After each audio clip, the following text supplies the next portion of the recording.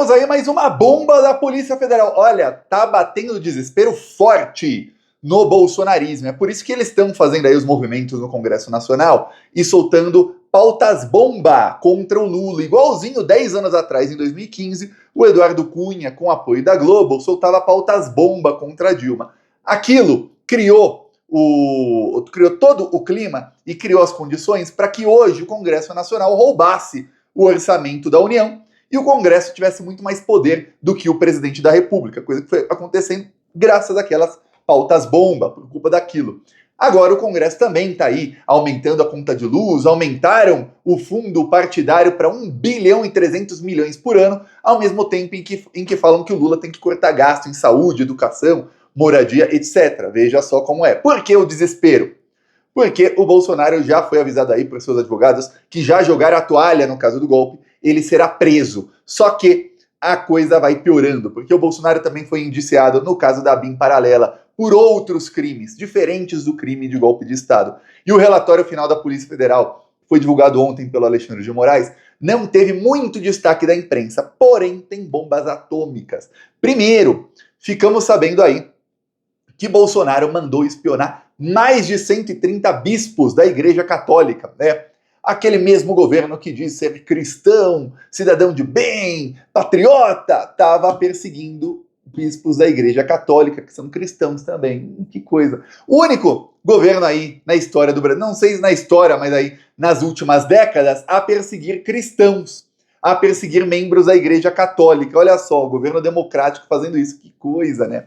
Governo Bolsonaro. E também o relatório da Polícia Federal cita o caso Adélio. O Bolsonaro, tem mensagem do próprio Bolsonaro, ordenou para que o Ramagem investigasse aí os delegados e como estava ali o caso Adélio. Só que a coisa foi piorando. Vou te mostrar aqui as mensagens que a Polícia Federal conseguiu, tanto com o Ramagem quanto com o Bormevê. Bormevê era aí homem de confiança do Bolsonaro e do Ramagem, e braço direito do Ramagem. Essa aqui é uma das mensagens do Ramagem mandando aí o Bormevê fazer. Diz aqui o Ramagem. Bormevê, não sei se dá para ver aqui, peraí. Ele diz aqui, Bormevê, faça uma análise do caso Adélio, coisa simples. Aí ele diz assim, como está agora, em que ponto, relatório, quebras, etc. Ou seja, que é o relatório que tem da Polícia Federal, em que ponto está o processo, possíveis quebras de sigilo que foram feitas, etc. Acredito que tudo em fonte aberta, que tenha tudo em fonte aberta. Para hoje à noite, hein? Ele pediu isso, que horas?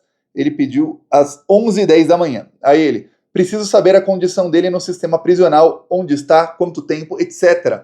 A quebra do telefone de advogados, etc. Bom dia, Big Ugly. Aí ele fala isso, na sequência. Ele fala, se liga no pedido do RMG. Aí você fala, oh, que coisa, RMG é Ramagem, tá? Aí, depois de um tempo, ele pede alguma outra coisa aqui, para espionar outra pessoa aqui, né? Indicação para NTT. Aqui não é espionagem talvez ilegal, porque o trabalho da BIM é exatamente puxar a ficha de todo mundo que é indicado aí para algum cargo. Só que no meio ele fala assim, ó, vou pedir o RDG para ver o processual. Ele fala, beleza, estou no caso Adélio. Depois faço isso. Isso era 3 da tarde. Então, foi pedido 10 da manhã, 3 da tarde, o Bormevê ainda estava ali cometendo crime. Isso prova aí, segundo o relatório da Polícia Federal, isso prova a interferência do Bolsonaro na Polícia Federal e prova aí que o Bolsonaro interferiu no caso Adélio. O Bolsonaro estava ali acompanhando de perto, ilegalmente, o caso Adélio. Vamos lembrar que estava em segredo de justiça. E o cara falou, acredito que tem em fonte aberta. Não tinha em fonte aberta. Lembremos uma coisa, tem um documentário do Brasil 247 que foi censurado no YouTube, que mostra ali tudo que aconteceu do caso Adélio, e mostra que no dia ali do atentado, o Adélio, ele chegou perto do Carlos Bolsonaro, e o Carlos Bolsonaro estava ali, viu, era um dia de calor intenso, todo mundo de camiseta e tal, e o Adélio com um casacão preto, assim, bem suspeito. E aí o Carlos Bolsonaro viu o Adélio, ele estava numa área que só podia entrar segurança, e o Carlos Bolsonaro ignorou o Adélio e entrou no carro.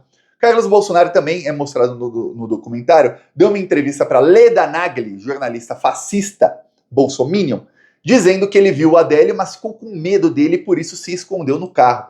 Falou, peraí, se o Carlos Bolsonaro viu alguém, ficou com medo, se escondeu no carro antes do atentado, por que ele não avisou os seguranças, né?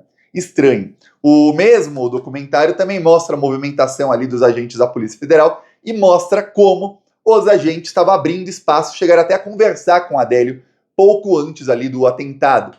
Também mostra que o chefe da segurança daquele dia foi promovido. Todos os membros da segurança do Bolsonaro naquele dia foram promovidos, inclusive o Ramagem. Um dos que foi quem escolheu toda a segurança daquele dia, se tornou ministro do Bolsonaro. Aí você vê, peraí, se você é plantonista, se você tem uma segurança, e você tem ali uma equipe de segurança, e a única e exclusiva função dessas pessoas é não deixarem que você sofra um atentado, e aí você sofre um atentado, de uma maneira assim, ó, com uma faca, quer dizer, o cara teve que chegar perto de você e tudo mais, um cara com um casacão num sol de 40 graus, chegou perto de você e deixaram.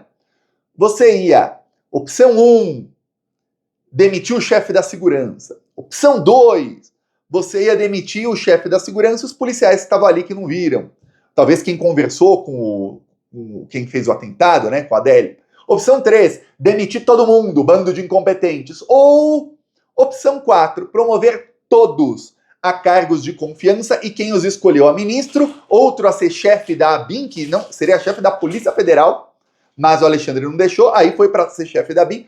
Quais as opções você escolheria? Estranhamente, o Bolsonaro, que sempre que é traído ou vê alguém ali com incompetência perto dele para fazer as funções que ele quer, ele pisa em cima, ele escolheu a opção 4, que foi promover todo mundo. Estranho, muito estranho. Só que a coisa começa a piorar quando uma outra mensagem ali da Polícia Federal, com o Bolsonaro dessa vez, essa mensagem é exposta. Vou te mostrar aqui, hein? Mensagens de Ramagem a Bolsonaro. Tinha aqui presidente no celular dele na agenda. Vamos lá. Segue reportagem do antagonista sobre a reestruturação da ABIN. Temos que revisitar todo o procedimento do Adélio, por correção da corregedoria. E também o procedimento da morte do ministro Teori. O que tem um ministro Teori com Bolsonaro? Já chego lá, calma. Aí, presidente, chega abaixo a resposta que angariei da Superintendência de Minas Gerais sobre essa reportagem. Superintendência da Polícia Federal, porque Adélio, o atentado foi em Minas Gerais. Os dados e informações constantes da publicação realmente estão no inquérito, contudo foram descontextualizados. Teve uma matéria sobre o caso Adélio, eles foram lá no inquérito sigiloso e falaram, os dados estão no inquérito, mas está sem contexto na matéria. Porque, obviamente, quem vazou para o jornalista não vazou tudo, né? Aí, realmente identificamos 6 contas de e-mail de uso do Adélio e foram analisadas mais de 6 mil mensagens. Contudo, o resultado dessas análises indicou que Adélio não tratou com ninguém, ou seja, não tinha ali um mandante. Aí ele fala, ou seja, o Bolsonaro já sabia disso.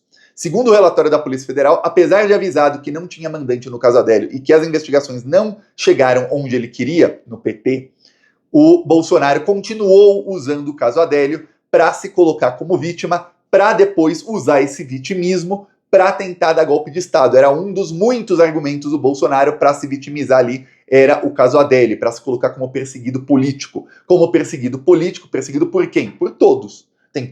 Tentaram atentado contra mim, a Polícia Federal não quis investigar, olha, e agora o STF tá me roubando a eleição, e tudo isso era parte do enredo do golpe de Estado. Segundo, não eu, Polícia Federal no relatório final.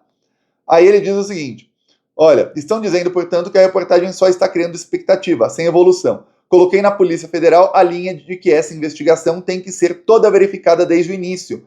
Correição permite. Passei ao corregedor geral. Estou esperando resposta. Ou seja, eu estava mandando a corregedoria da Polícia Federal, que é quem investiga policiais e delegados, mandarem refazer a investigação para ficar do jeito que eles queriam, tá? Aí, eu acredito que tem que bater todo esse procedimento desde o início, pela corregedoria.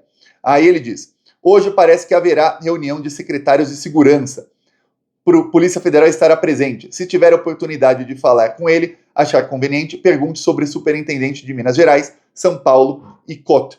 Aí, eu cobro, mas não anda, diz aí o Ramagem ao Bolsonaro, que ele tá cobrando, mas não tá andando a ele tentar interferir no caso Adélio. Olha só que coisa. Que coisa. Mas e sobre o Teori Zavascki? Você deve estar se perguntando por que o Ramagem e o Bolsonaro estavam falando sobre o Teori Zavascki junto com o caso Adélio. Aí eu te explico. Júlia Zanata tem a ver com isso. A Júlia Zanata, ela é dona de um clube de tiro que fica lá em São José, em Santa Catarina, que é o Clube de Tiro .38. E aí eu vou te mostrar aqui a foto do clube de tiro e tudo mais. Esse aqui é o clube de tiro da Júlia Zanatta. Pois bem, nesse clube de tiro, em julho de 2018, estava treinando Adélio Bispo. Adélio Bispo era um cidadão desempregado que morava numa casinha, ele morava num cômodo de uma casa que moravam várias pessoas, alugavam cada quarto ali. Ele não tinha nem banheiro no cômodo dele, era banheiro compartilhado com outras pessoas que moravam ali no mesmo local. O Adélio morava num local de menos de 5 metros quadrados. Era literalmente espaço só para cama e um armáriozinho do lado da cama. E acabou. Essa era a vida do Adélio. Esse cara, desempregado, sem dinheiro, de repente foi treinar num clube de tiro que custa R$600 o treinamento mínimo. Aí você fala, pô, que estranho. E ele ficou lá o fim de semana inteiro. Mais estranho ainda. Pois bem, com que dinheiro? Ou será que deixaram ele entrar grátis? Nesse mesmo dia em que estava o Adélio, também estava lá Carlos Bolsonaro. Até aí você já deve saber disso. Thiago, já sei que o Adélio treinou no clube de tiro do Carlos Bolsonaro. Inclusive, o Jornal Nacional chegou a entrevistar a Júlia Zanatta, você sabe, uma disseminadora de fake news contumaz, foi fonte do Jornal Nacional para dizer que, olha, Bolsonaro e Carlos Bolsonaro não tem nada a ver com o Adélio. E aí tá aqui dentro do clube de tiro. Inclusive, isso aqui é uma bandeira nazista, tá? Isso aqui é uma bandeira nazista. Tá aqui o Eduardo Bolsonaro, junto com outros membros do clube de tiro. Aqui, o Eduardo Bolsonaro, para que você veja, com uma bandeira nazista.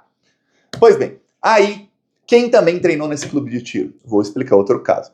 Em 2017, tinha um empecilho para a prisão do Lula. Um empecilho muito grande, que era o ministro Teori Zavascki, que já tinha dito que não achava correto o que estava fazendo o Sérgio Moro e que ia rever casos da Lava Jato.